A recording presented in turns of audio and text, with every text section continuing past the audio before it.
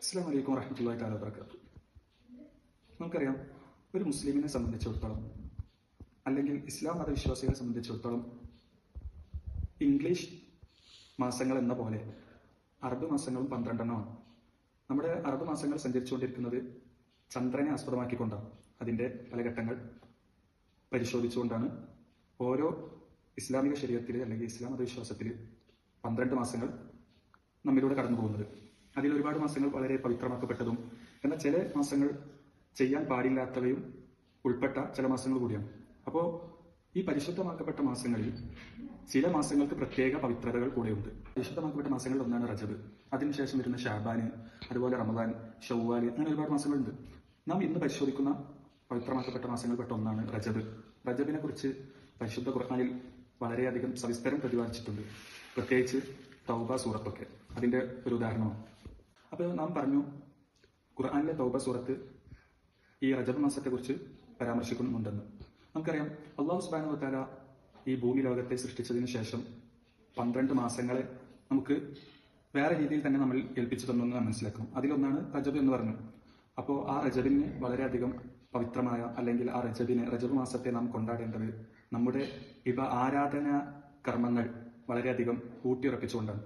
റജബ് മാസത്തിലെ ആരാധനയെക്കുറിച്ച് പല പണ്ഡിതന്മാർ വിശേഷിപ്പിച്ചത്, കടന്നു വരുന്ന റമദാനിൽ നമുക്ക് നോമ്പായാലും മറ്റു തറാവീഹ് പോലത്തെ നിസ്കാരങ്ങൾ, ആരാധനാ കർമ്മങ്ങളെ നിത്യമായി ചെയ്യാൻ വേണ്ടിയിട്ടാണ്. ആ നിത്യമായി ചെയ്യണമെങ്കിൽ അതിന് മുമ്പ് തന്നെ നാം പല കാര്യങ്ങളും ചെയ്യാനുള്ള ഒരു രീതിയിൽ മുന്നൊരുക്കത്തോടു കൂടെ ആയിരിക്കണം നാം വരേണ്ടത് എന്നതിന് കൂടി സൂചിപ്പിക്കാനാണ് റജബ് മാസത്തെ അത്രത്തോളം നാം വരവേൽക്കുന്നതും അതിനെ കൊണ്ടാടുന്നതും. പിന്നെ റജബിനെ ഒറ്റപ്പെട്ട പരിശുദ്ധ മാസം എന്നൊക്കെ ഹദീസുകളിലൂടെ വിശേഷിപ്പിച്ചിട്ടുണ്ട്. അതിൽ നമുക്കറിയാം, നമുക്ക് വളരെയധികം പ്രസിദ്ധമായ ഹദീസുകൾ സ്വഹീഹ് ബുഖാരി, സ്വഹീഹ് മുസ്ലിം ഇവകളിലൂടെയൊക്കെ അതിനെക്കുറിച്ച് പരിചയപ്പെടുത്തിയത് ഒറ്റപ്പെട്ട പരിശുദ്ധ മാസം എന്നാണ്.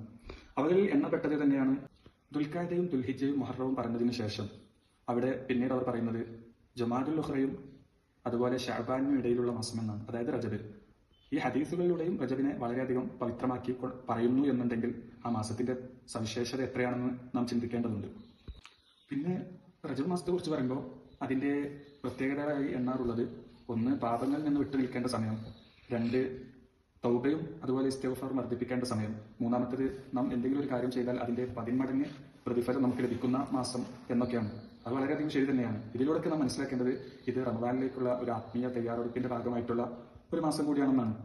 പലവരും റജബിനെയും അല്ലെങ്കിൽ ഷാബാനെയും റമദാനിനെയും ഒക്കെ മഹത്വവൽക്കരിച്ചുകൊണ്ട് പറയാറുള്ളത്, ഒന്ന് തയ്യാറെടുപ്പിന്റെ മാസം, 2 ഒന്നും കൂടെ വളരെ ആരോഗ്യപരമായിട്ടും ശാരീരികമായിട്ടും റമദാനിലേക്ക് ഒരുങ്ങേണ്ട മാസം, പിന്നെ റമദാൻ എന്ന് പറയുന്നത് വിളവെടുപ്പിന്റെ കാലഘട്ടം എന്നൊക്കെയാണ്. എന്ന് പറഞ്ഞാൽ നമ്മുടെ ഇബാദത്തുകളൊക്കെ ഒരുമിച്ച് കൂടി അള്ളാഹുവിലേക്ക് പൂർണ്ണമായിട്ട് അടുക്കുക എന്നുള്ള ഒരു ഉദ്ദേശം ഉൾക്കൊണ്ടായിരിക്കണം എന്ന് നാം മനസ്സിലാക്കണം. അപ്പോൾ നമ്മുടെ മുൻഗാമികളായ പണ്ഡിതന്മാർ നമ്മോട് പറഞ്ഞത്, റജബ് എന്ന് പറയുന്ന മാസം തൗബയുടെ മാസവും, ഷാബാൻ എന്ന് പറയുന്നത് ഇബാദത്ത് പരിശീലനവും, അതുപോലെ റമദാൻ എന്ന് പറയുന്നത് പരമാവധി ആരാധനയും ചെയ്യുക എന്നുള്ള ഒരു തത്വമാണ്. അപ്പോൾ നമ്മുടെ മുൻഗാമികളായ പണ്ഡിതന്മാർ നമുക്ക് പറഞ്ഞു തരുമ്പോൾ, ഓരോ വിഷയങ്ങൾ പറഞ്ഞു തന്നപ്പോൾ അതിന്റെ മൊത്തത്തിലുള്ളൊരു ഔട്ട്ലുക്ക് എന്ന് പറയുന്നത്, റജബ് എന്ന് പറയുന്ന മാസം തൗബയുടെയും, ഷാബാൻ എന്ന് പറയുന്നത് ഇബാദത്ത് പരിശീലനത്തിന്റെയും, റമദാൻ എന്ന് പറയുന്നത് പരമാവധി ആരാധന ചെയ്യുക എന്നുള്ളതുമാണ്. അതുകൊണ്ട് ഈ പവിത്രമാക്കപ്പെട്ട മാസം നമുക്ക് ആരാധനകൾ കൊണ്ട് അള്ളാഹുവിലേക്ക് അടുക്കാനും ഇബാദത്തുകൾ കൊണ്ട് പരമാവധി ധന്യമാക്കാനും ഉള്ള ഒരു മാസമായിരിക്കട്ടെ എന്ന് പറഞ്ഞുകൊണ്ട് അസ്സലാമു അലൈക്കും വറഹ്മത്തുള്ളാഹി വബറകാതുഹു.